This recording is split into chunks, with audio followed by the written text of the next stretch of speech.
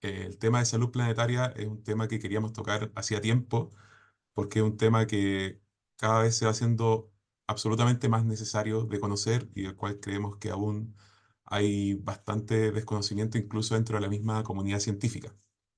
Em, para esto, se ve en mi pantalla, ¿cierto? Me presento yo primero, que soy Javier Braquilione. Soy investigador del Centro Cochrane Iberoamericano, de acá el Instituto de Recerca San Pau de Barcelona.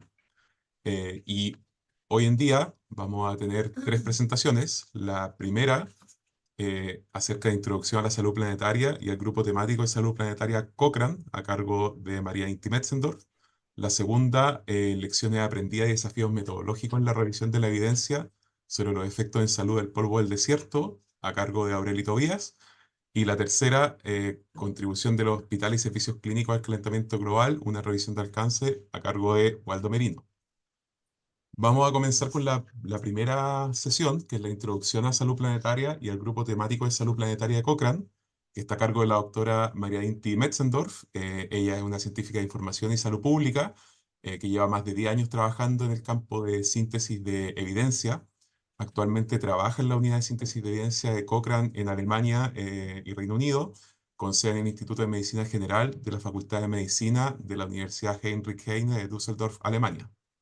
Desde septiembre del año pasado es codirectora del nuevo grupo temático de Cochrane de Salud Planetaria, junto a la doctora Miranda Cumston de Australia y Denise Thompson de Canadá.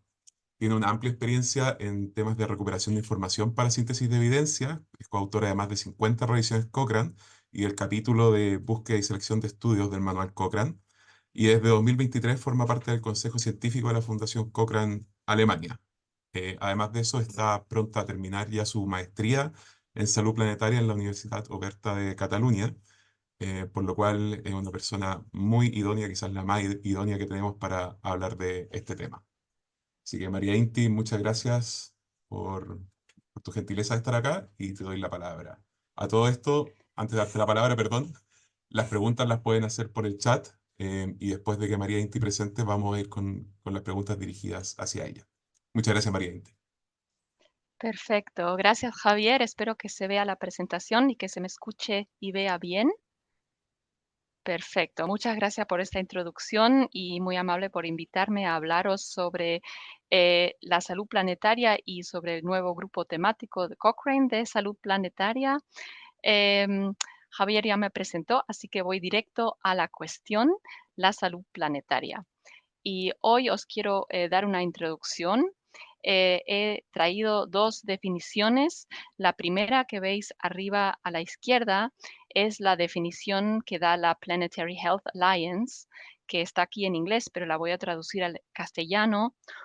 La salud planetaria es un campo transdisciplinario orientado a las soluciones y un movimiento social centrado en analizar y abordar los impactos de las perturbaciones humanas en los sistemas naturales de la Tierra sobre la salud humana y toda la vida en la Tierra. Esta es la definición un poco más amplia que tiene la Planetary Health Alliance, pero el paper fundacional, que fue el paper de Whitney en 2015, em, básicamente sumándolo así o resumiéndolo bastante, dice, en pocas palabras, la salud planetaria es la salud de la civilización humana y el estado de los sistemas naturales de los que depende. Y también he traído aquí, en la parte principal, de la presentación, los límites planetarios, que es un marco propuesto en 2009 por Rockström et al. Y identifica 9 procesos críticos del sistema terrestre. Además, este grupo de investigadores también ha determinado unos espacios operativos seguros para la humanidad que, si son traspasados, arriesgan un colapso sistémico. Listados por su actual nivel de transgresión, y se ve que han hecho updates de las publicaciones, o sea, este marco fue propuesto en 2009, se han hecho updates en 2015 y en 2023. Y en este momento hay 6 de 9 límites traspasados y por su actual nivel de transgresión. Estos límites incluyen la integridad de la biosfera, la introducción de nuevas entidades, o mejor dicho, contaminación, los flujos bioquímicos, que son los ciclos de nitrógeno y fósforo, el cambio climático, el cambio en los sistemas del uso del suelo, el uso de agua dulce, la acidificación de los océanos, los aerosoles en la atmósfera y el agotamiento de la capa de ozono estratosférico. Y aquí he traído la imagen del último de estos reports que se titula Earth Beyond 6 of 9 Planetary Boundaries. Y aquí se ve pues los límites que se han transgredido ya y también la cuantificación. Bueno, esto es uno de los marcos fundamentales para entender la salud planetaria. Además, aquí están las publicaciones clave. Aquí están las 3 sobre salud planetaria, que son ya el paper mencionado de Whitney, que se publicó en Lancet en 2015, y también puedo recomendar estas dos monografías que dan una buena introducción al tema. Una es de Myers y Frumkin, que se publicó en 2020, y la otra es de Haynes y Frumkin, que se publicó un año después. Además de esto, las publicaciones clave sobre los límites planetarios, mejor dicho, ahora también se denominan los límites del sistema terrestre, que están hechos en el Potsdam Institute for Climate Impact Research que tenemos aquí en Alemania. Y además, publicaciones clave que recomiendo a todas y todos vosotros, que es sobre el cambio climático y salud. Sabemos que el cambio climático es solo uno de los límites planetarios, pero uno bastante importante para la salud. Y hay un Lancet Countdown, o sea, hay una Lancet Commission que se dedica especialmente al cambio climático y sus impactos en la salud. Y también tienen publicaciones anuales. Aquí he puesto pues el report de 2024, que se denomina Facing Record-Breaking Threats from Delayed Action. Este es el reporte general, pero también esta comisión pues saca reportes basados en la región, y aquí he puesto, porque es relevante para España, pues el reporte sobre Europa y también el reporte sobre América Latina que salió en 2023. Entonces, ¿qué es lo que hay que entender para entender un poco la salud planetaria?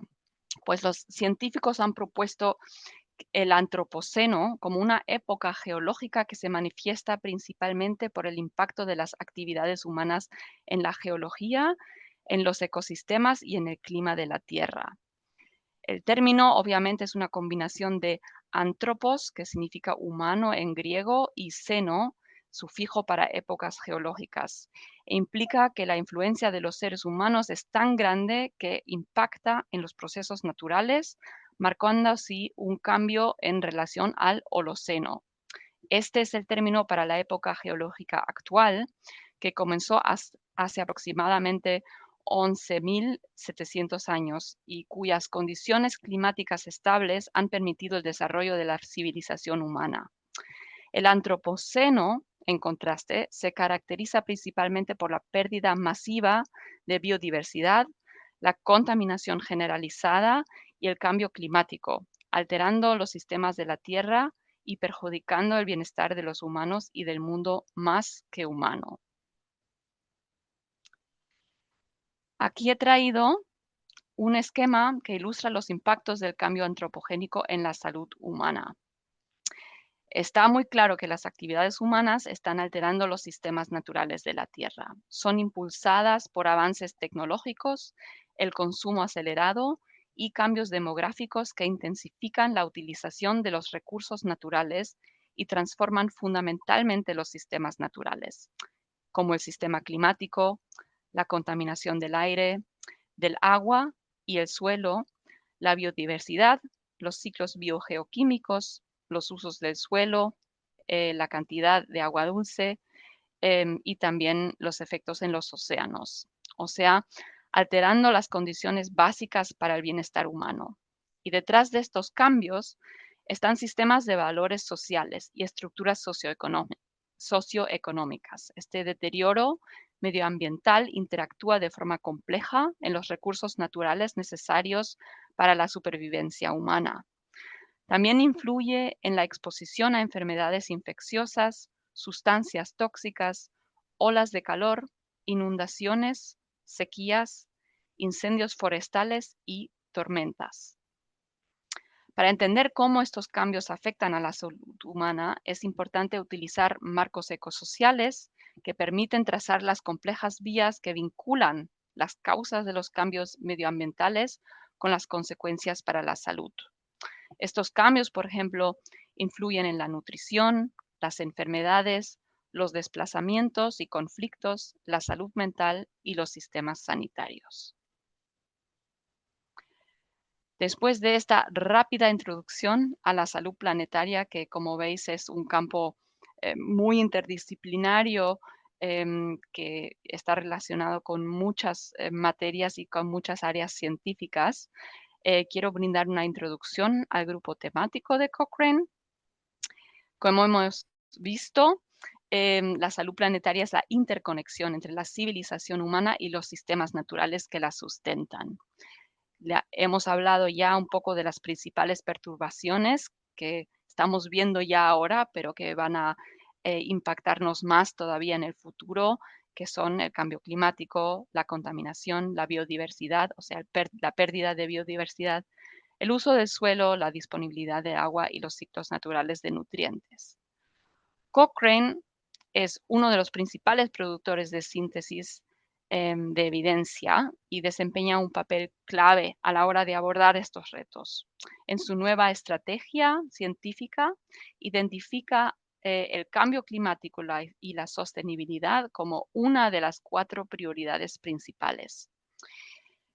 Al adoptar un enfoque holístico de salud planetaria, nuestro nuevo grupo pues pretende ayudar a establecer las pruebas necesarias para una toma de decisiones informada, centrándonos en cómo los gobiernos y los sistemas sanitarios pueden adaptarse para proteger la salud al tiempo que reducen el daño ecológico.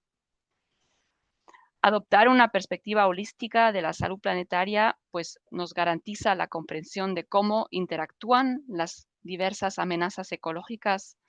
También reducirá la probabilidad de que se produzcan consecuencias imprevistas por centrarnos en soluciones en un conjunto limitado de factores. Sintetizar la investigación disponible para determinar qué funciona, por qué, para quién y en qué circunstancias será vital para orientar las decisiones políticas y prácticas. El reto no es pequeño porque el corpus de pruebas relacionadas al campo de la salud planetaria, tanto la investigación publicada como la literatura gris, pues es muy amplio, es multidisciplinar y trasciende los límites tradicionales de la investigación sanitaria.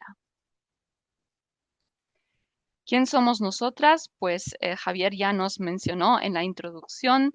Estas son Denise, Miranda y yo. Y tenemos unos horarios muy interesantes porque Denise está en Canadá, Miranda está en Australia y yo estoy aquí en Alemania, pero hemos tenido unos horarios muy interesantes para reunirnos. Además de nosotras tres, el grupo está formado por unos spoke leads, que es más o menos pues em, nuestros compañeros y compañeras que se encargan de ciertas áreas. Tenemos el programa de tutoría que lo está implementando y diseñando en este momento Amin Sharifan.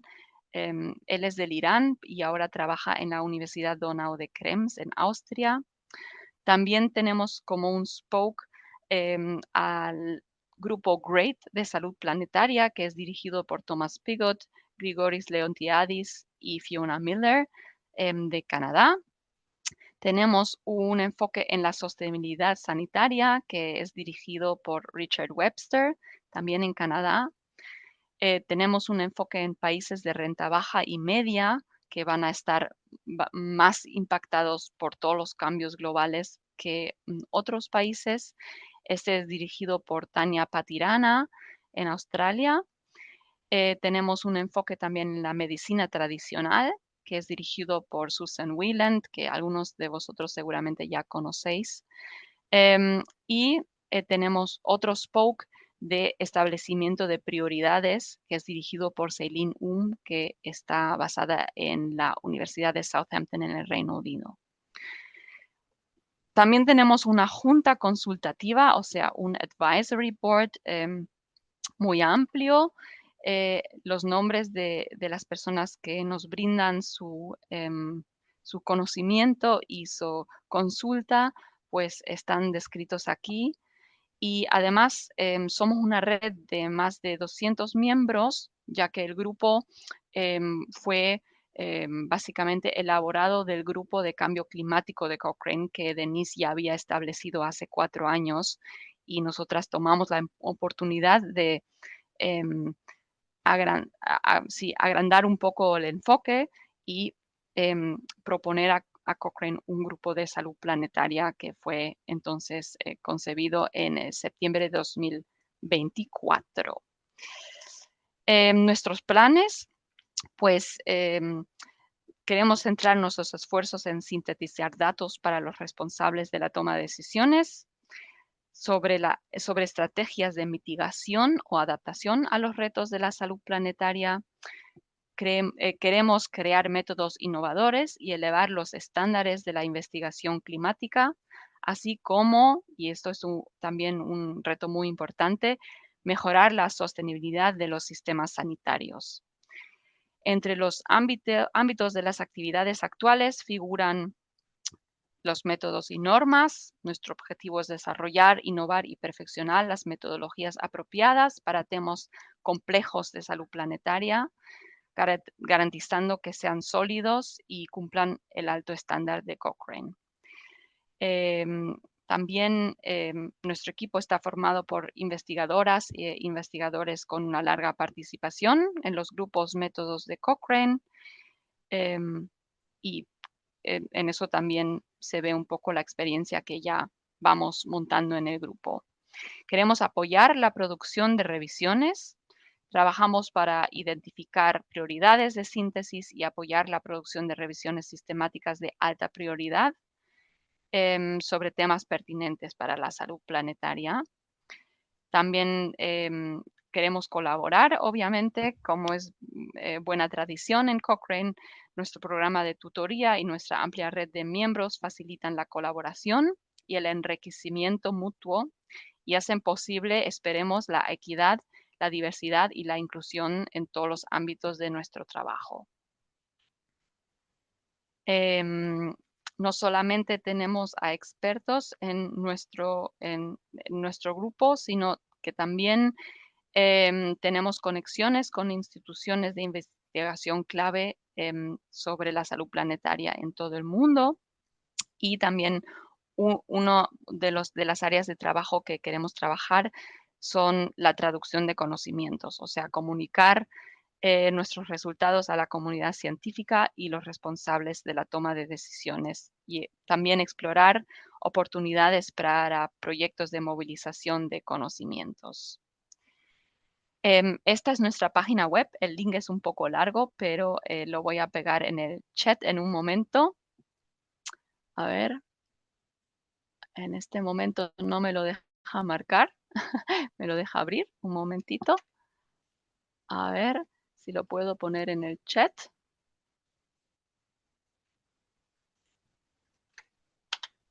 Aquí tenéis el link y también nuestra dirección de email, que es cochrane.planetary@gmail.com, para recibir nuestro boletín, pero tengo que advertir que lo mandamos en inglés. Aquí un par de nuestros proyectos en curso. Tenemos proyectos sobre el desarrollo de normas y modelos para describir la interacción del clima y la salud en las estadísticas oficiales mundiales.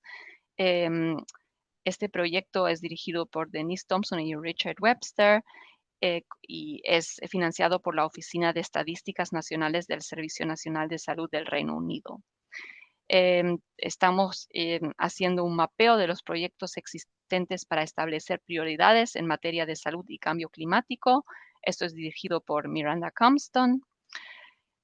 Otra revisión sistemática que compara la eficacia y la seguridad de los inhaladores con y sin gases propelentes para el asma.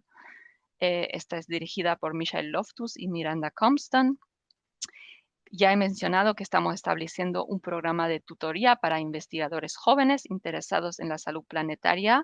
Esperamos que podamos comenzar con ese programa en abril de este año. Yo misma estoy dirigiendo un panorama de las fuentes de búsqueda sobre temas de clima y salud. También se está trabajando en una revisión de alcance de las barreras y los facilitadores para desarrollar e implementar políticas de resiliencia climática en los sistemas sanitarios. Esto también es dirigido por Denise. Otra revisión panorámica es relacionada a todas las revisiones sistemáticas publicadas sobre temas relacionados con el clima y la salud. Muy interesante para nosotros saber qué es lo que se está publicando.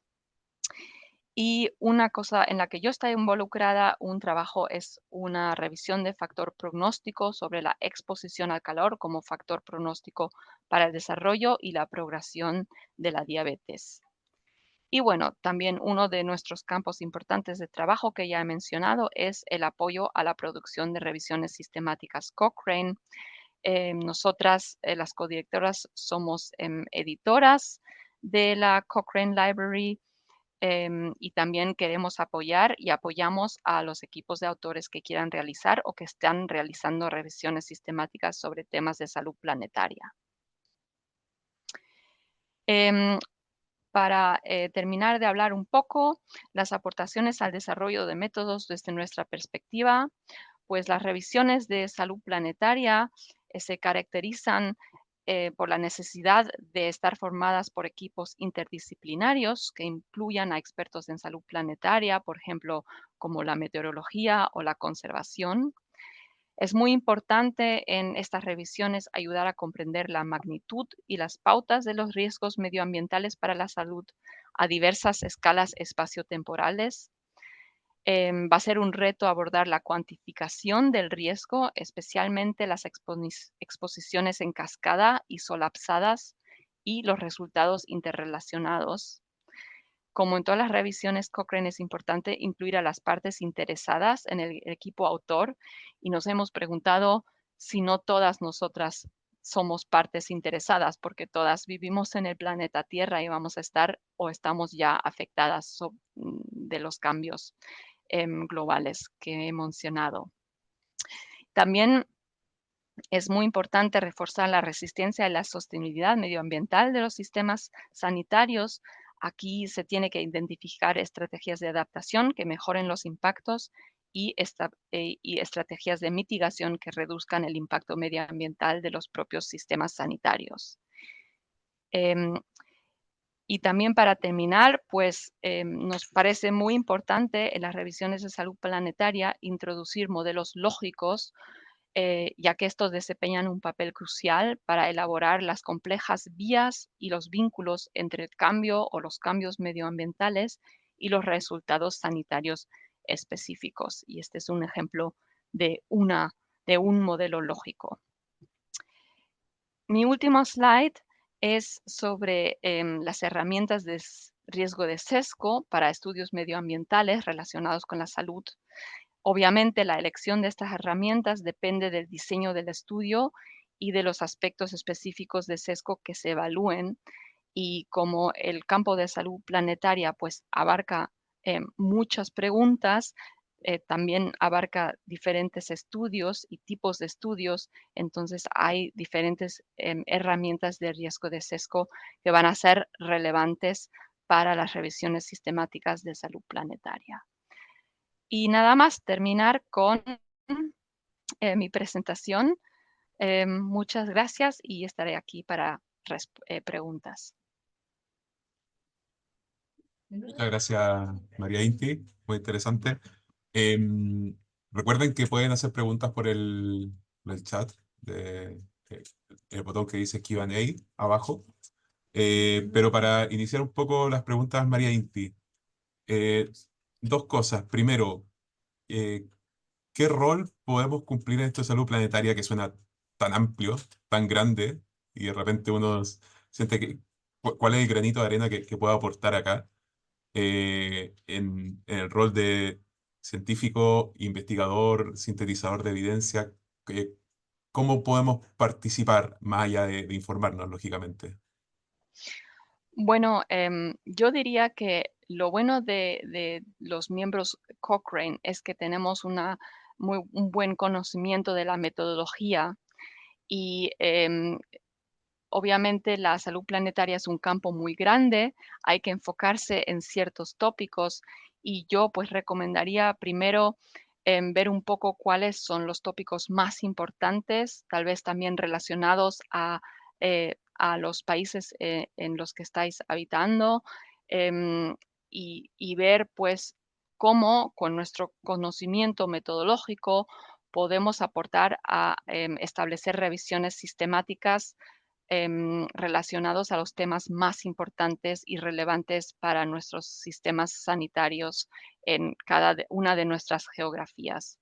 Y os invito pues a mirar un poco la página del grupo y también pensar en ideas sobre revisiones sistemáticas y escribirnos para poder ayudarles a establecer estas revisiones sistemáticas, idealmente pues dentro de Cochrane, para eh, sí, pues sacar nuestro punto fuerte por delante, que es la buena metodología y la metodología muy robusta.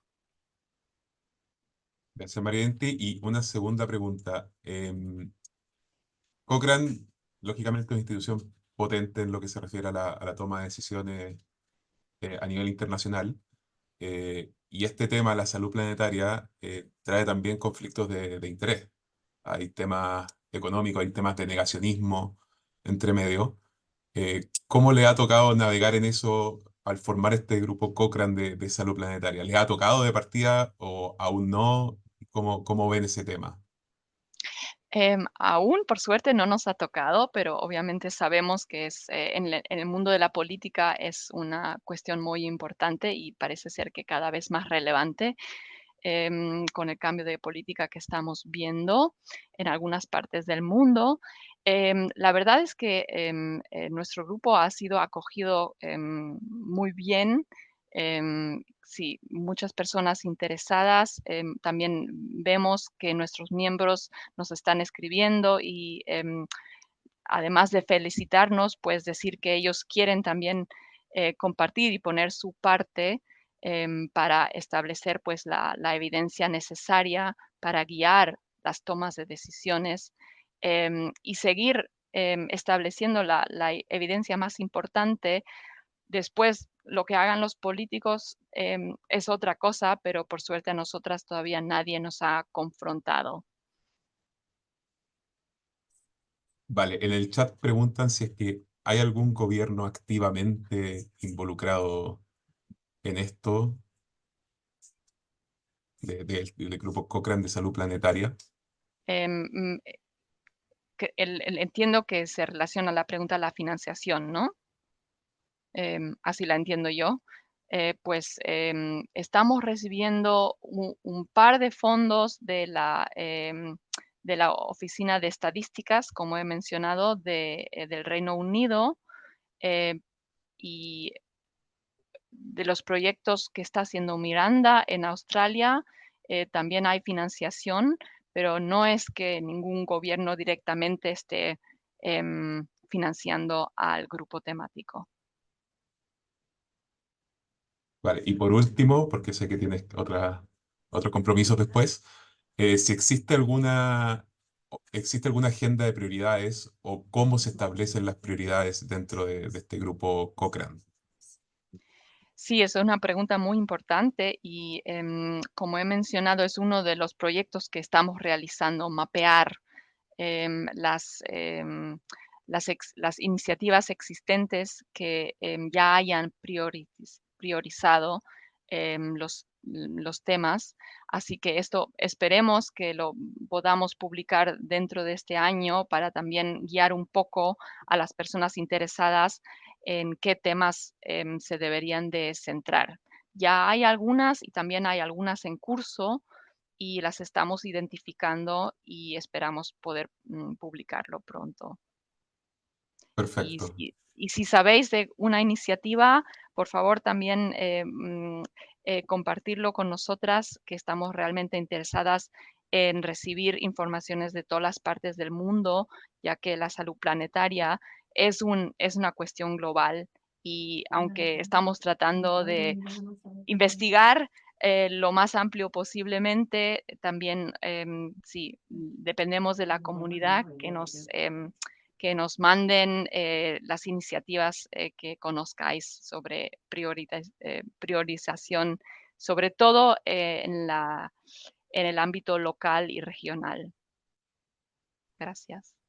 Perfecto. Muchas gracias. Quedaron un par de preguntas ahí en el chat, pero en honor al tiempo, si las puedes responder tú por chat o después contacten directamente al correo que dejó María Inti y son todas relacionadas a entusiasmo, creo, a cómo participar, a qué proyectos hay, así que puede haber más gente interesada aún. Esperemos que sí. Muchas gracias, Javier, y a todas y todos. Y sí, lamento no poder estar en el resto de la reunión por otro compromiso que tengo. Muchas Gracias. gracias, María Inti. Em, vale, entiendo que se está viendo mi pantalla.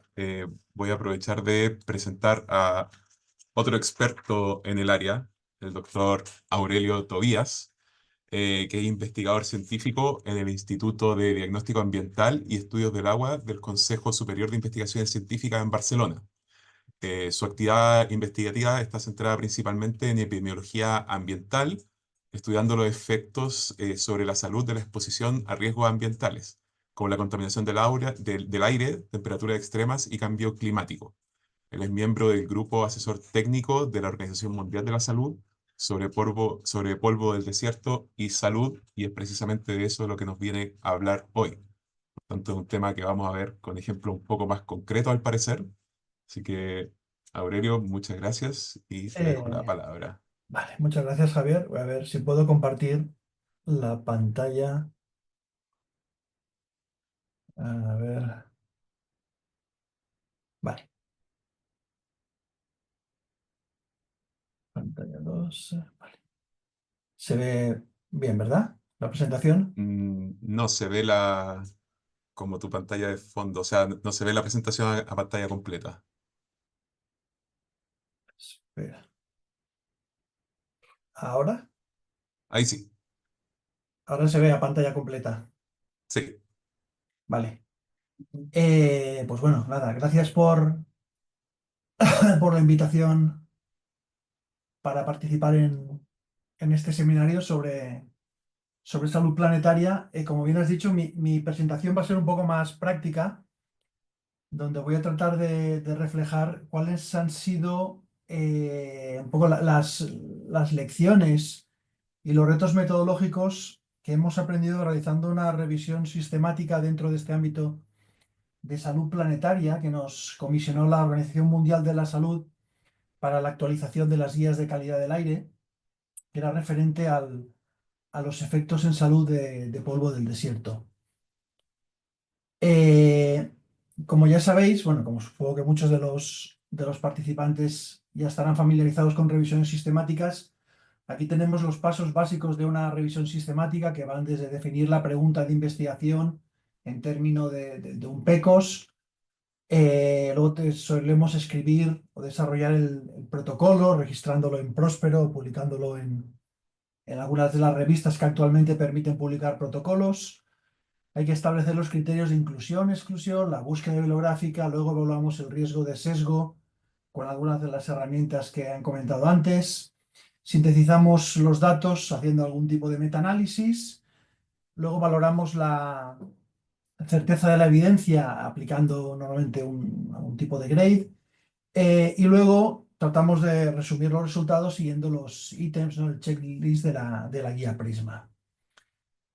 Pero en este ámbito de la epidemiología ambiental, las revisiones sistemáticas que habitualmente tratan de sintetizar la evidencia de los efectos en salud de factores ambientales como la contaminación atmosférica, las temperaturas extremas,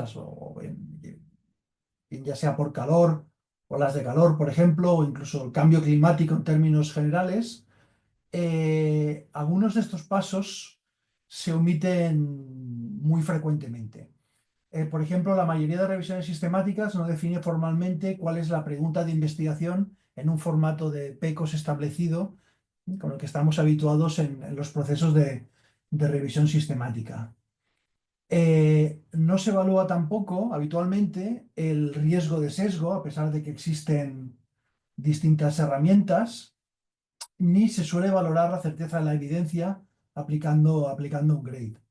Esto es posiblemente porque no existen dentro del ámbito concreto de la epidemiología ambiental, del ámbito concreto donde tratamos de evaluar, de resumir la evidencia de cuál es el efecto a corto plazo de estos factores de riesgo ambiental. El diseño que más utilizamos habitualmente en los estudios individuales es el de regresión de series temporales. Y no hay ninguna herramienta adecuada específicamente para valorar el riesgo de sesgo de este tipo de diseño de investigación, y tampoco hay ninguna adaptación establecida de un grade para valorar la certeza de la evidencia. Y por último, aunque la mayoría de las revisiones dicen que siguen o que aplican la guía Prisma, realmente lo único que hacen es mostrar el flowchart, ¿no? El diagrama de la búsqueda bibliográfica, pero nunca reportan el checklist de los ítems de la guía Prisma, que cualquier revisión te exige incluir, por ejemplo, en el apéndice.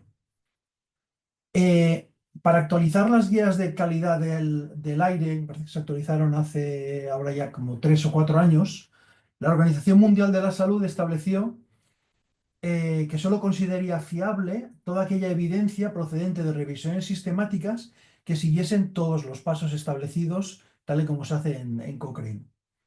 Y por ello estableció un grupo de trabajo para desarrollar precisamente estas herramientas para evaluar el riesgo de sesgo y adaptar el grade. Y además, como ninguna de las revisiones sistemáticas anteriores, como ahora veremos un ejemplo, se realizaban todos los pasos de forma completa, lo que hizo la Organización Mundial de la Salud fue comisionar una serie de nuevas revisiones sistemáticas para resumir la evidencia de los efectos de los contaminantes atmosféricos que están hasta ahora regulados, que son básicamente el material particulado, el dióxido de nitrógeno, el monóxido de carbono y el ozono, tanto sobre la mortalidad como las hospitalizaciones.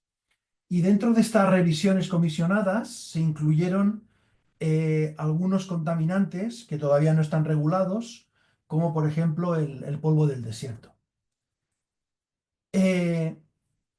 Cuando empezamos a hacer la revisión sistemática sobre los efectos en salud del polvo del desierto, lo primero que encontramos fue que ya existían 3 revisiones publicadas. Una era a nivel global y 2 a nivel regional. Una evaluaba los efectos del polvo del desierto del polvo del Sáhara, y otro evaluaba el polvo del desierto en Asia.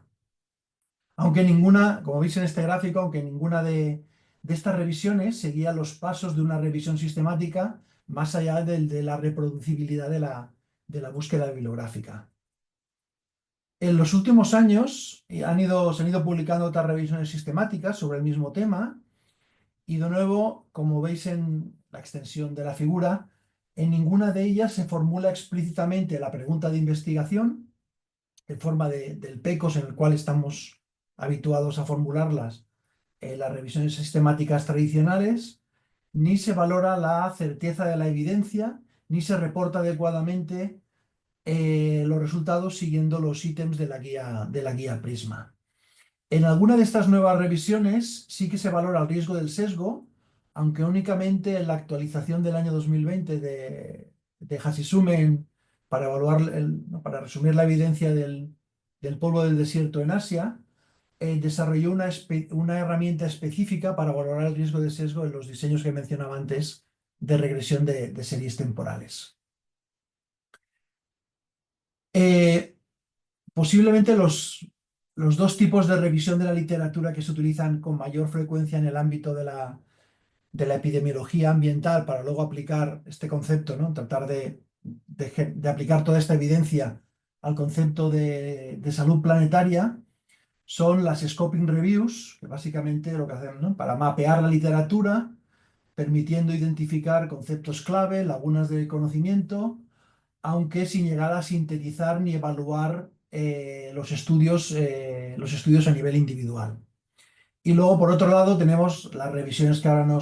nos atañen, las revisiones sistemáticas, que contestan a una pregunta específica, siguiendo un enfoque pues, riguroso, seleccionando, evaluando y sintetizando de manera adecuada todos los estudios que se incluyen en este proceso de revisión.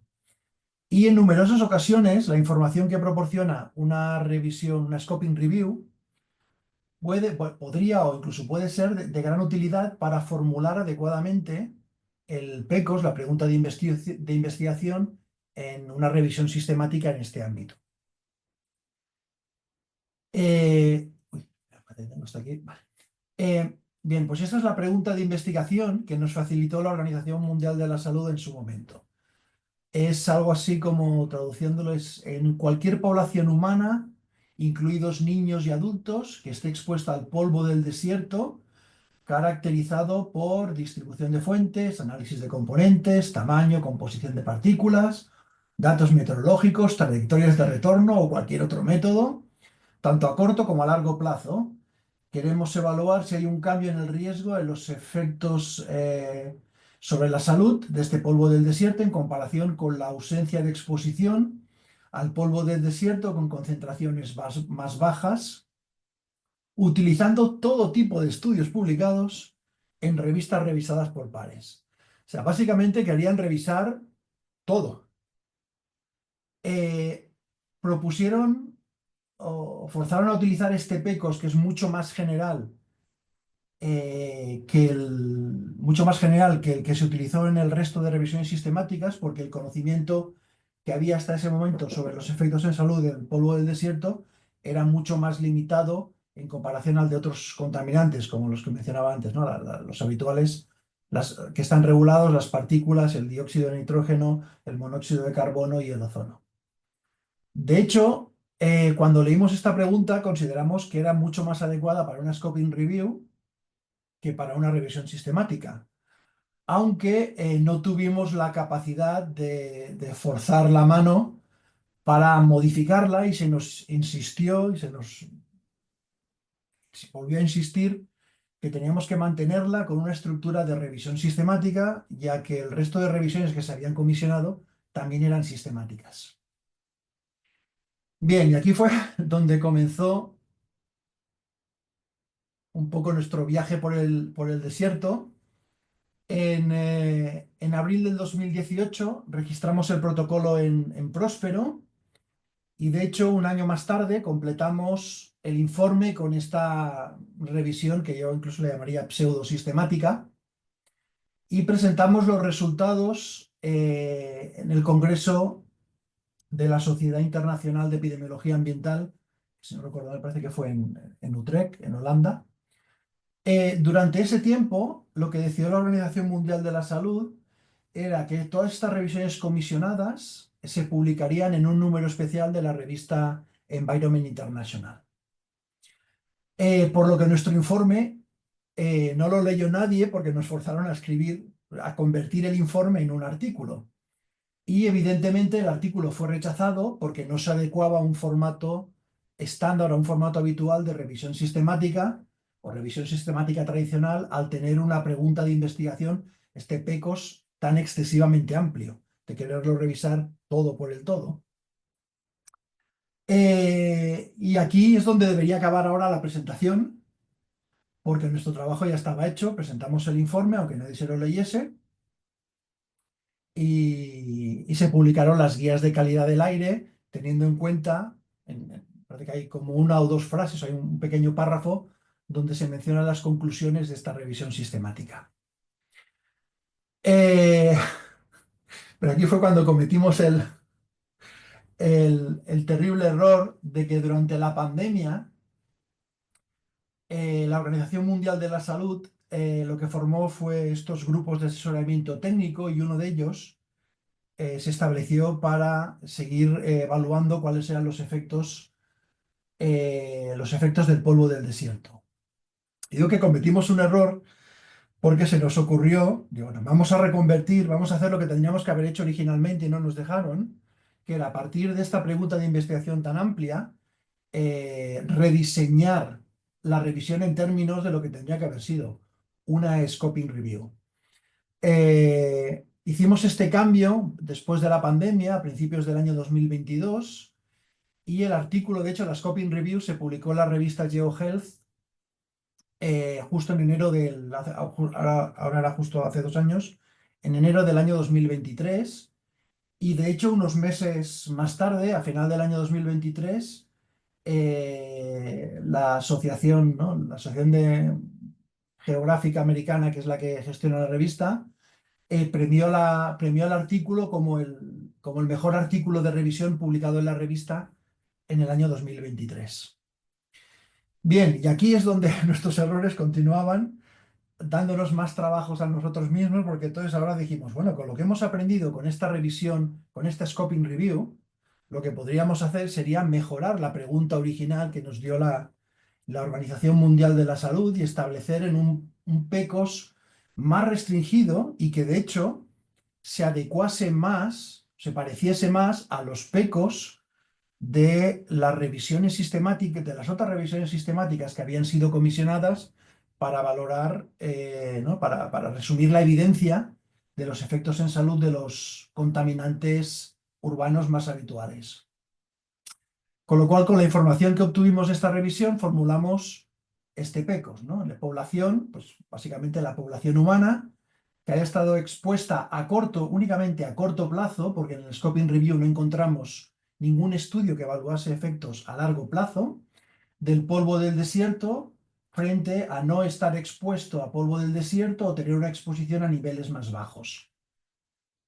Y evaluaríamos los outcomes más frecuentes que encontramos en la Scoping Review, que eran mortalidad por todas las causas naturales y mortalidad por causas específicas debido a enfermedades cardiovasculares y respiratorias y morbilidad debido a enfermedades cardiovasculares y respiratorias, que de nuevo son los outcomes que más frecuentemente se habían reportado también en las revisiones sistemáticas de los contaminantes regulados.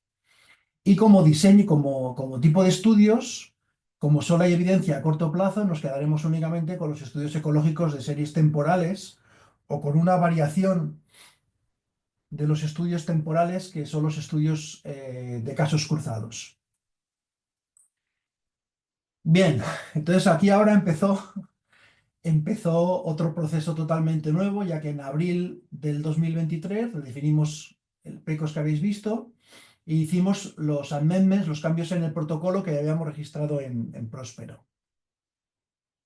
A finales de septiembre del año 2023 lo volvimos a enviar de nuevo, una versión como muy provisional, a la revista Environment International, ya que era la fecha límite que había para enviar a publicar las revisiones comisionadas por la Organización Mundial de la Salud en este número especial dedicado a las guías de calidad del aire. Y entonces aquí empezó una lucha que, como veis, ha durado casi 1 año y medio, una lucha con el editor del número de especial y los revisores para contestar a sus comentarios, ya que la exposición al polvo del desierto tiene una serie de características metodológicas que ahora que no tenemos tiempo de presentar o de discutir, en su métrica y métodos de medición que lo diferencian de otros contaminantes urbanos. Básicamente, cualquier contaminante urbano se mide en términos continuos en una estación de medición en la ciudad, de forma continua, ¿no? Las unidades suelen ser, para cualquier contaminante, microgramos por metro cúbico. Pero el polvo del desierto, en la mayoría de estudios epidemiológicos, se ha medido habitualmente con una métrica binaria. Básicamente, a partir de métodos que existen para identificar qué días están afectados por una intrusión de polvo, se dividen los días en 2 tipos: días con polvo del desierto y días sin polvo del desierto. Pero actualmente los estudios más modernos están empezando a cuantificar en términos continuos, en términos de unidades de microgramo por metro cúbico, la cantidad de polvo del desierto que hay en días con intrusión de polvo del desierto. Con lo cual hay dos métricas para medir una misma exposición. Bueno, y eso fue la lucha que tuvimos con el editor y con los revisores, porque ellos básicamente lo que decían es que había que contestar a una única pregunta de investigación, y si utilizábamos las dos métricas estábamos contestando a dos preguntas de investigación distintas. Y esto lo que dificultaba, según ellos, era la comprensión de los resultados y sobre todo la aplicación del grade. Bueno, finalmente llegamos como a un acuerdo de incluirlo todo como una única pregunta de investigación, sin hacer mucho hincapié en la parte de la medida de la exposición. Y justo ahora, hace un mes, la revisión fue finalmente aceptada en la revista, y hace unas semanas publicadas en este número especial dedicado a las guías de calidad del aire, que es de hecho la última revisión que han publicado.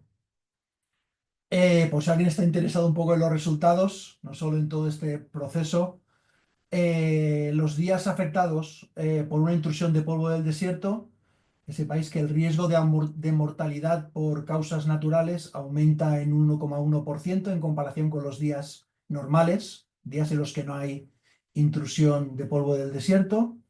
El riesgo de mortalidad por causas cardiovasculares aumenta el doble, aumenta casi un 2,5%, y los ingresos hospitalarios por causas respiratorias aumentan casi un 7%.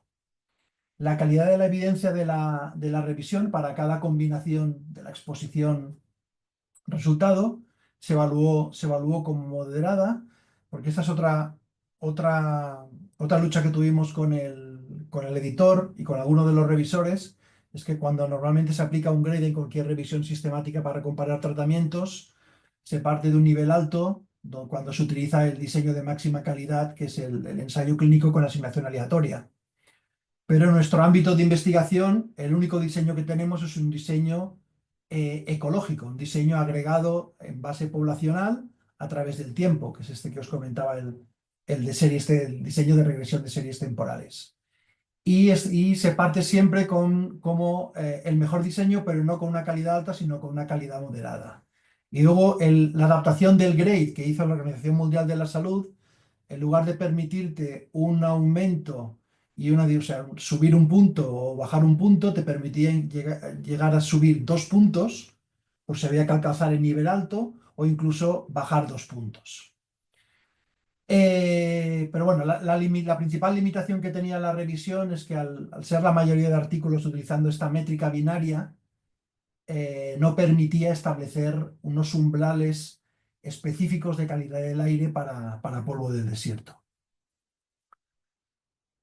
En un poco, a modo de resumen, las revisiones sistemáticas en este ámbito de la epidemiología ambiental que contribuye a la salud planetaria deberían empezar a desarrollarse de forma adecuadamente, utilizando preguntas de investigación, desarrollando herramientas para valorar el riesgo de sesgo adecuadas, haciendo adaptaciones de gradient dependiendo de los distintos diseños de investigación, en función de si queremos evaluar efectos a largo o a corto plazo. Estas herramientas que desarrolló la Organización Mundial de la Salud deberían empezar a difundirse de una manera más amplia, porque las tienen como semiocultas dentro de su página web o en el material suplementario de las otras revisiones, y probablemente podrían adaptarse a otras exposiciones ambientales, como por ejemplo las temperaturas extremas o el cambio climático en general. Nuestra experiencia ha sido que la revisión sistemática es un proceso duro, es un proceso arduo en este campo de la epidemiología ambiental y la salud planetaria, que requiere de un equipo multidisciplinario con una amplia experiencia en evaluación, no solo en investigación epidemiológica, sino también en evaluación de la exposición ambiental.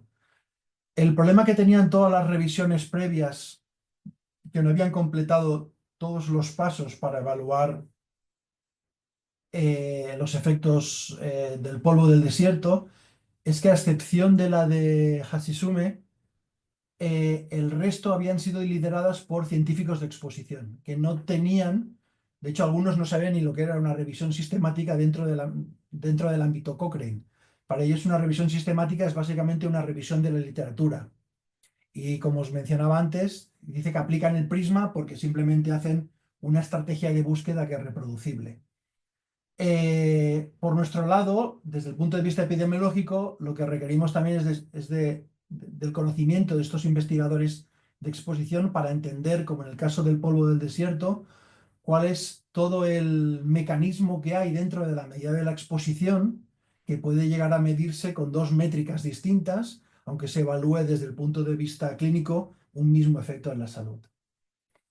Y actualmente pues existen herramientas y recursos online que se podrían adaptar para facilitar un poco la digestión de este proceso de revisión sistemática para aquellos que no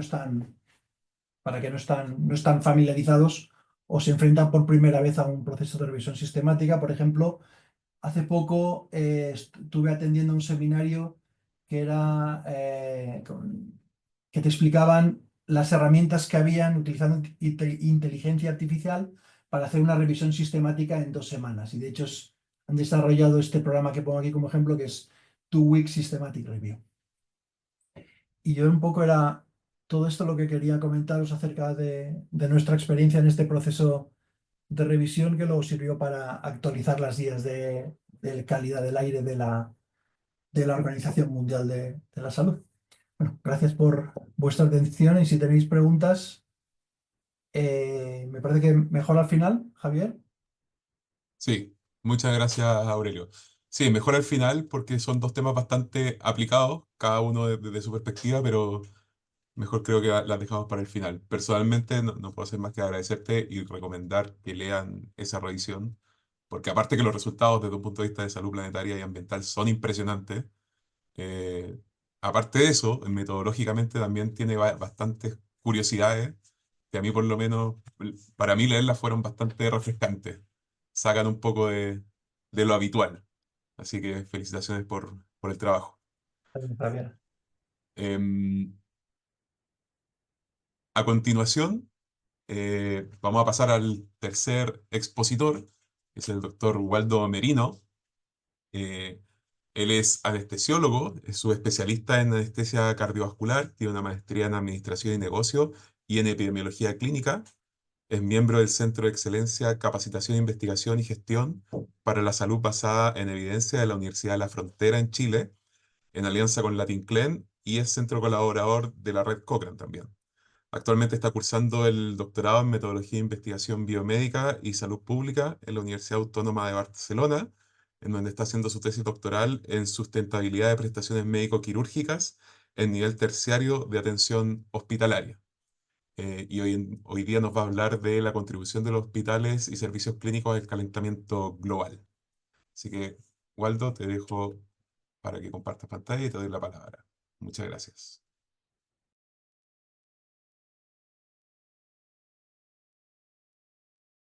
Creo que ahí estamos, ¿bien? Sí, se ¿Sí? ve bien y se escucha bien. Súper. Bueno, gracias por la presentación, por la invitación. Los dos expositores anteriores han mostrado dos aspectos de cómo la polución y el cambio climático y la salud planetaria afecta sin duda la salud de las personas. Hay mucha evidencia al respecto. Yo soy anestesiólogo y me preocupó especialmente qué hacíamos nosotros, cómo nosotros colaborábamos al cambio climático cuando me informé que somos los anestesistas, los protagonistas de las mayores emisiones de huella de carbono en los establecimientos de salud, entendiendo que al menos el 4% de las emisiones totales de las diferentes industrias corresponden a la industria de la salud, del total de toda la industria de la salud en el mundo emite al menos un 4% de los gases de efecto invernadero, y de ellos probablemente son responsables de las emisiones en los hospitales. Y dentro de los hospitales parece que los anestesistas son los principales culpables.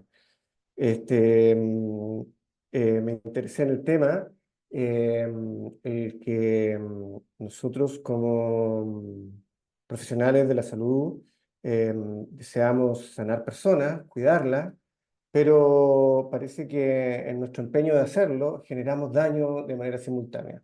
Es decir, colaboramos a que haya cambio climático, a que haya emisiones, a que rompamos estos límites del cual María Inti hablaba y causemos un impacto no menor en nuestro ambiente, y este viene de vuelta hacia nosotros y genera el daño de salud a las personas. Buscando cómo los hospitales, cómo los anestesistas causamos este daño, es que puse como mi línea de investigación, mi tesis de grado, esto de cómo en un hospital terciario podemos hacerlo sustentable, ¿no? ¿Cuál es la sustentabilidad que hoy día tenemos y qué emisiones estamos causando? Así, para poder tener una idea global de esto y hacer un estudio que pueda sintetizar la evidencia, exploramos la posibilidad de hacer una revisión sistemática, y la verdad que era muy difícil porque lo ya dicho, la calidad de los estudios, aquí no hay estudios randomizados, ciegos. La verdad es que, como vamos a ver en el Scoping Review, que finalmente fue el tipo de estudio con el cual abordamos este problema para poder conocer, tener un mapeo, esta visión general de cómo los hospitales afectamos nuestro medio ambiente, nos vamos a dar cuenta que la calidad de los estudios, la verdad, hay mucho por hacer. Falta mucho estudio primario y es muy difícil hacer revisiones sistemáticas. Las hay, pero las que se han hecho, en nuestro humilde modo de ver, la verdad es que no sacan muchas más conclusiones de las que son propias de leer los estudios, la mayor parte de ellos descriptivos. Así que les quiero presentar un poco lo que hemos avanzado, lo que sabemos a propósito de nuestro Scoping Review, pero con fecha de octubre del año 23, lo estamos actualizando para enviar a publicación. Estos son los datos que teníamos a esa fecha, entendiendo que entonces que es muy importante saber cómo los hospitales afectamos nuestro entorno, especialmente una de las 16 categorías de impacto, que es nuestras emisiones de gases de efecto invernadero, que generan finalmente el cambio climático y afecta la salud de las personas.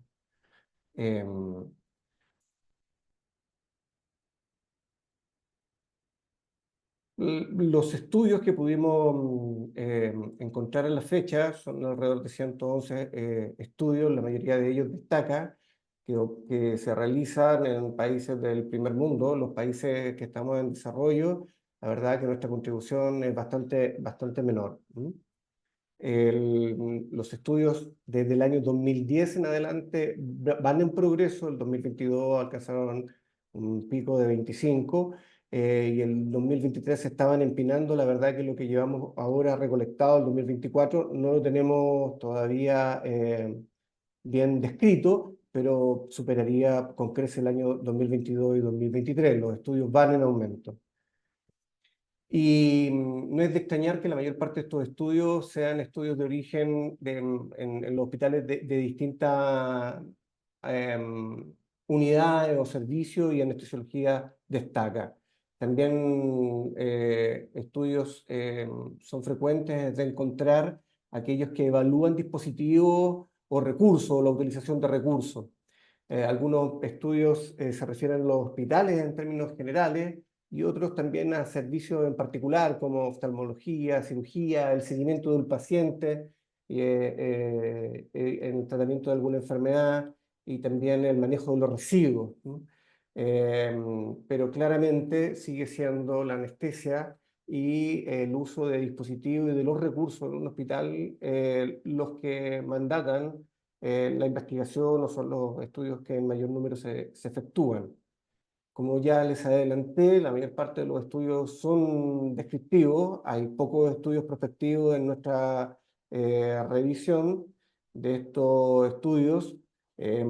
Son cuasi experimentales que evalúan en intervención 17, el resto son solo estudios descriptivos que comparan procedimientos, que comparan escenarios o el impacto que genera algún servicio o actividad, pero no hay ensayos clínicos randomizados. Estos estudios casi experimentales en general son estudios before-after, en donde en la mayoría de ellos se evalúa alguna intervención del tipo educacional para disminuir el uso de recursos como los gases anestésicos o que luego de alguna intervención para disminuir la utilización de algunos recursos, llámese en vías de reutilización o reciclaje, también habría alguna posibilidad de disminuir nuestro impacto en términos de emisiones de gases de efecto invernadero.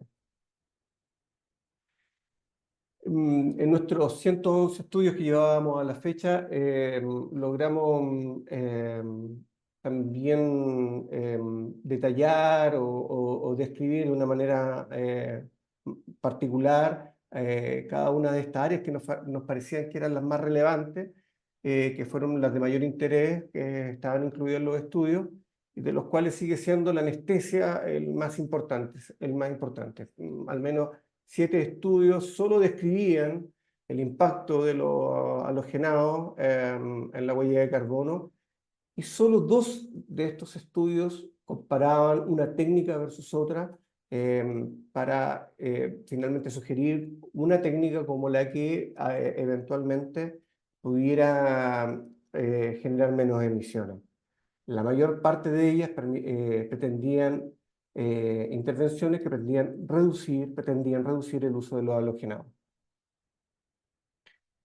En cuanto al uso de los dispositivos, llama la atención que aun cuando se rehusaran o se redujera el uso de dispositivos o recursos, estos no siempre podían reducir las emisiones.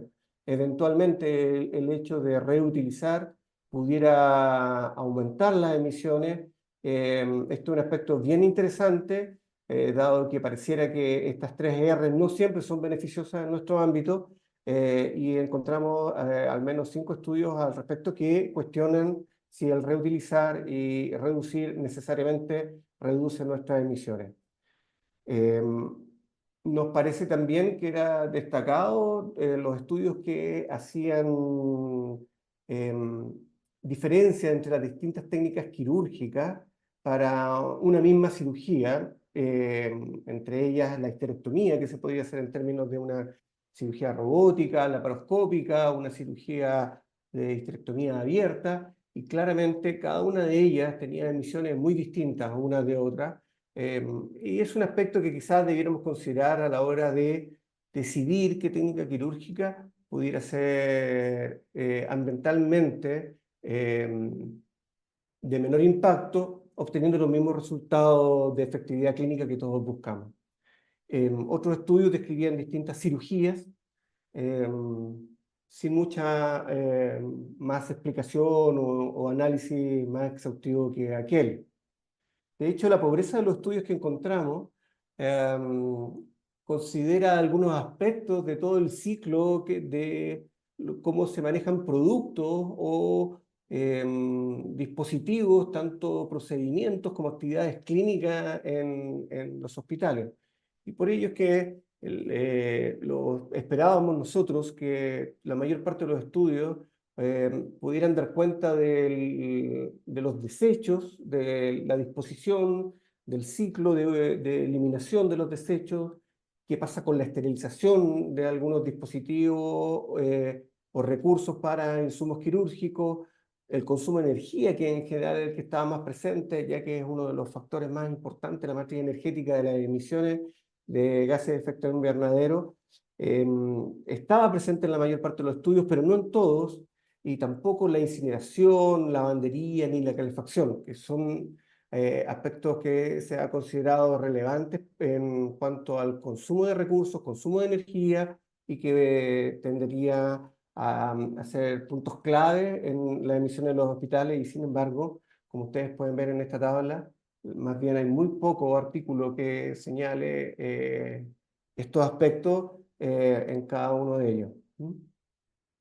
La verdad es que esto nos da, este scoping que estamos finalizando, hasta el momento nos muestra que hay mucho estudio por hacer de mayor calidad, de mayor rigurosidad técnica, con mayor evidencia, con más fuerza, Faltan estudios primarios de alta calidad al respecto de cómo los hospitales emiten e impactan el medio ambiente, que al mismo tiempo estuvieran acompañados de la efectividad clínica y de costos. Por tanto, lo que sí no encontramos claramente fueron estudios en que integraran estas tres variables que definen la sustentabilidad.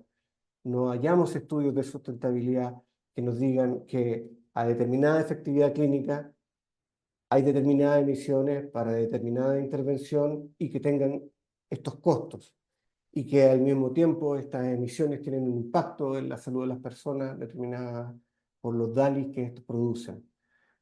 Así que creemos que hay un enorme campo de investigación aquí que está muy abierto, que falta mucho por investigar, aun cuando hay cada día más publicaciones, todavía faltan estudios de calidad antes de poder hacer estudios de síntesis que nos den mayores luces, con mayor fuerza de la evidencia, para tomar conductas.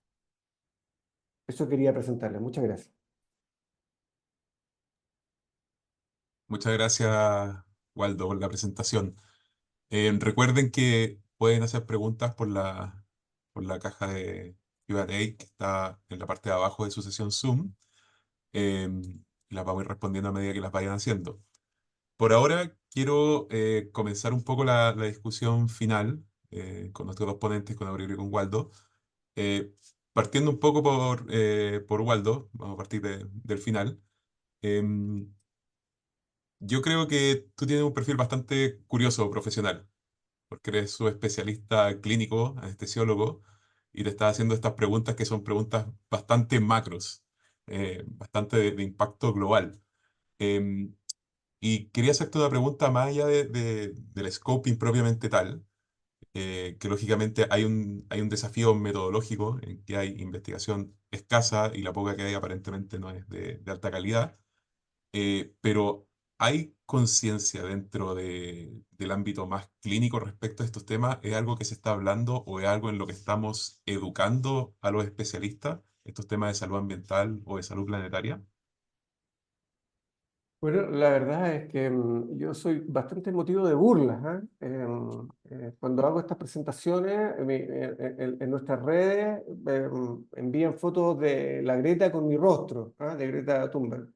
Entonces, Capitán Planeta, la verdad, la mayor parte de la gente asiste con preocupación, pero es difícil de explicar, ¿ah? Esto de que hemos hablado de que la huella de carbono es como lo importante hoy día, ya que la emisión de gases con efecto invernadero genera esta emergencia climática que tenemos. Es una parte acotada de nuestro daño, faltan 16 categorías de impacto, como bien hablaba María Inti, falta hablar del uso consultivo del agua, la deforestación, el cambio de la utilización de la tierra, la nitrogenización del agua y de la tierra. O sea, hay muchas categorías de impacto en donde nuestro daño va a generar un boomerang que nos va a venir de vuelta, y la salud no es una industria inocua. No somos los adalides de la salud de las personas todo el tiempo o como creemos, también causamos daño, y ese daño no está bien cuantificado.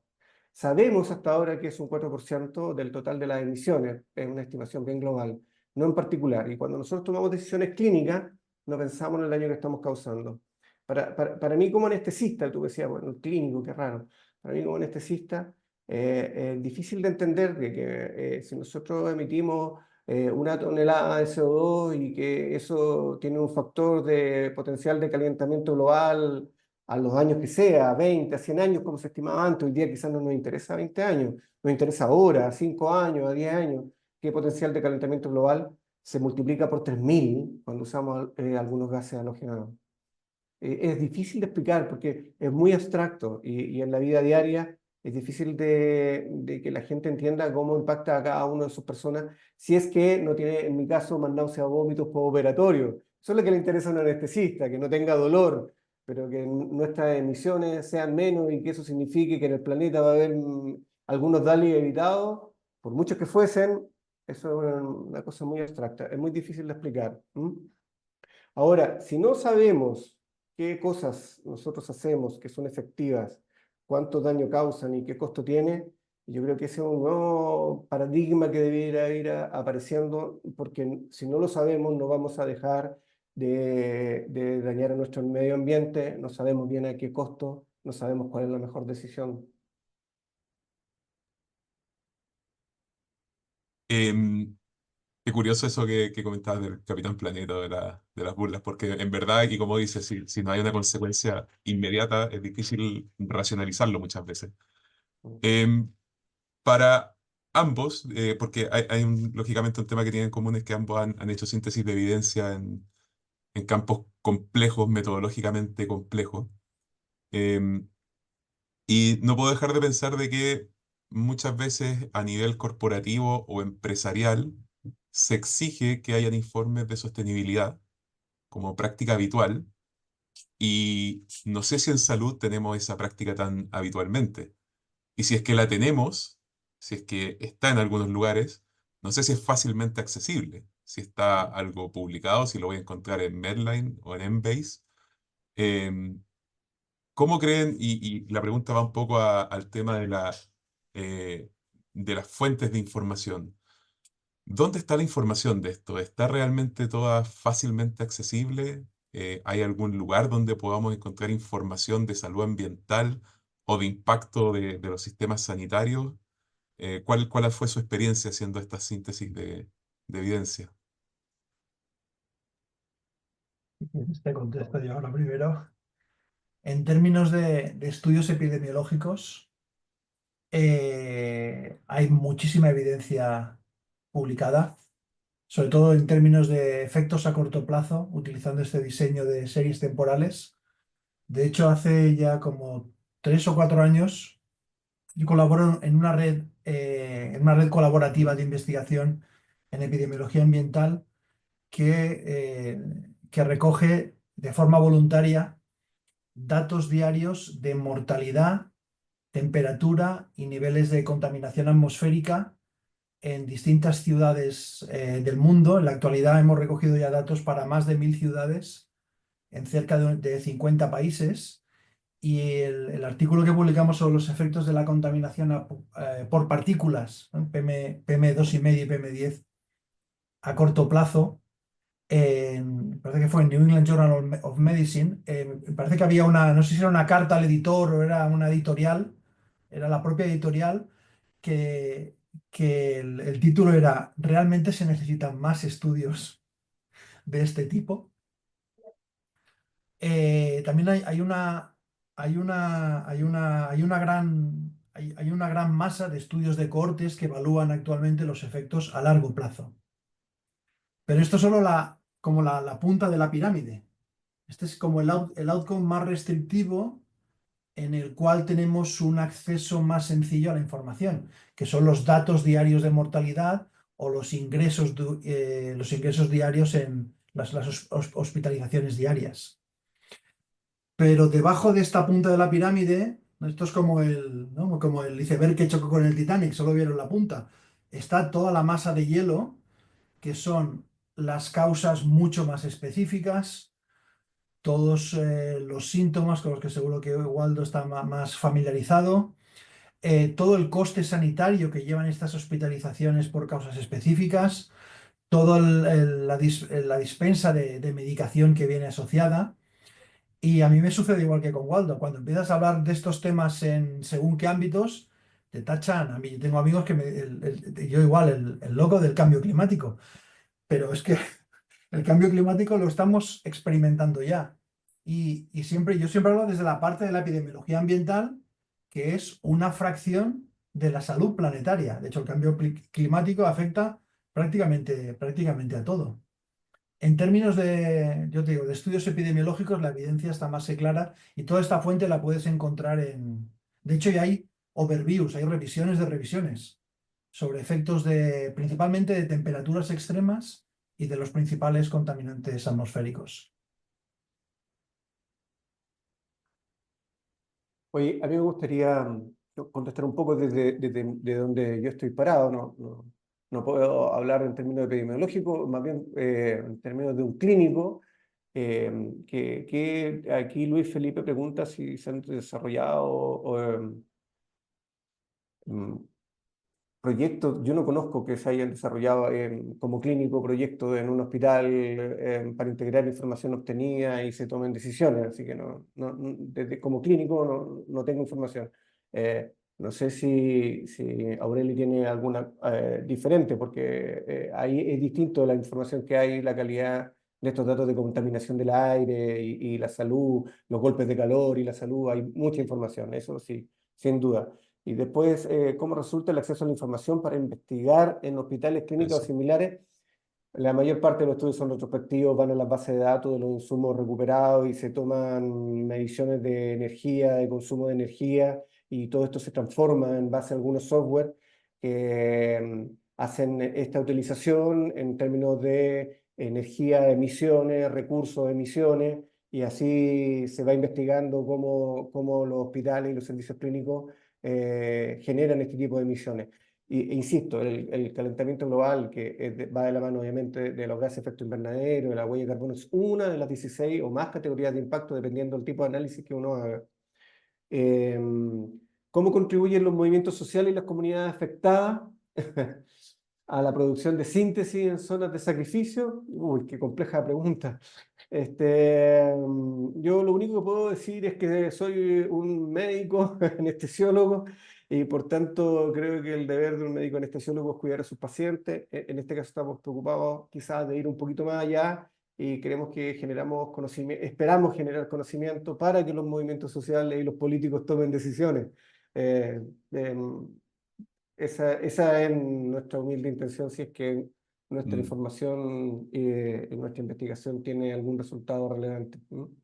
Sí, justamente quería tomar esa pregunta acerca de los Mm, movimientos sociales y las comunidades afectadas, porque mm, esto en el fondo tiene que salir de la academia también, mm. y así sí que tener un impacto real.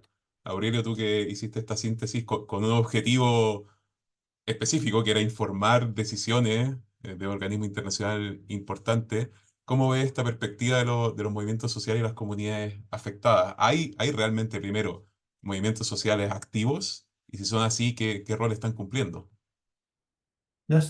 Al menos en la ciudad de Barcelona, hasta antes del COVID sí que había como un movimiento social muy grande para frenar todo el avance de lo que era ¿no? la exposición de la contaminación atmosférica.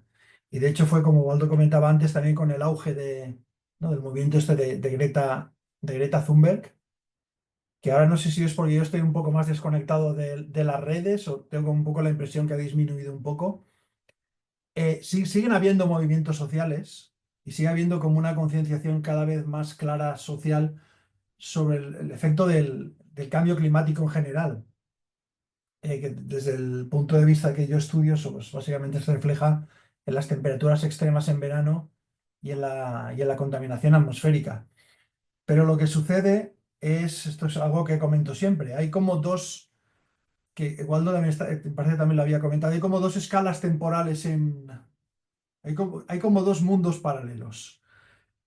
El mundo de la gente que está preocupada a corto plazo, que genera la evidencia, que la demuestra, y luego cuando se tiene que tomar una decisión política, esa decisión política implica cambios a largo plazo. Entonces, la vida del político que toma la decisión y decide invertir una cantidad ingente de dinero en una medida que va orientada no solo a la adaptación, sino más a la mitigación del cambio climático, puede que no la vean ni nuestros hijos, puede que se vea en 100 años. Pero la vida del político es a corto plazo, ¿no? Cada 4 años tiene que renovar. Y tiene que explicarle a la gente que ha gastado igual cientos de millones en tomar una decisión que favorecerá un futuro a 100 años. ¿Y qué es lo que sucede? Lo que sucede habitualmente es que el cambio climático es un tema recurrente en las campañas electorales, pero que luego realmente en términos efectivos se va dejando en la carpeta, en la carpeta, en la carpeta. Bueno, pues lo haremos el próximo año, lo haremos el próximo año, lo haremos el próximo año. Ya es año de elecciones. Vamos a volver otra vez con el tema del cambio climático, a ver qué podemos hacer en la siguiente legislatura. Evidentemente se van tomando acciones, pero no son acciones no son tantas como las que se podría, tomar, ¿no? Por ejemplo, está demostrado que para mitigar los efectos del calor extremo en verano, lo que vendría bien serían cambiar la estructura de la, no, bueno, la estructura, mejorar el diseño urbanístico, ¿no? Más zonas verdes, más edificios igual eficientemente energéticamente eficientes, pero claro, todo esto implica gastos de dinero enorme, gastos de dinero que igual ni se tiene ahora mismo para poder invertir en un futuro a muy largo plazo. Y a veces nos cuesta mucho salir del ámbito sanitario específico y trabajar con arquitectos, con veterinarios, con gente... Claro, si te llevas esta problemática al ámbito ya no global, sino planetario, Sí. es que básicamente habría que cambiar el mundo habría que cambiar el mundo, la concepción del mundo totalmente. Y luego te encuentras no solo ya el problema de estos dos niveles de tiempo entre ¿no? el problema real y la solución que podría llegar a implementar el político, sino que están luego todos estos negacionistas que, bueno, que hablan de, uy, que había unos ciclos que se murieron los dinosaurios también por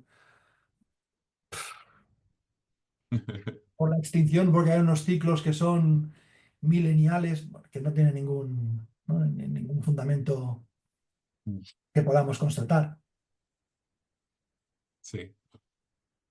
Bueno, estamos un poco pasados en la hora que teníamos previsto, pero quería agradecerle a ambos y a María Inti, lógicamente, que presentó antes. Creo que tuvimos bastante gente conectada, lo cual habla bien de esto, que es un tema que por lo menos está convocando.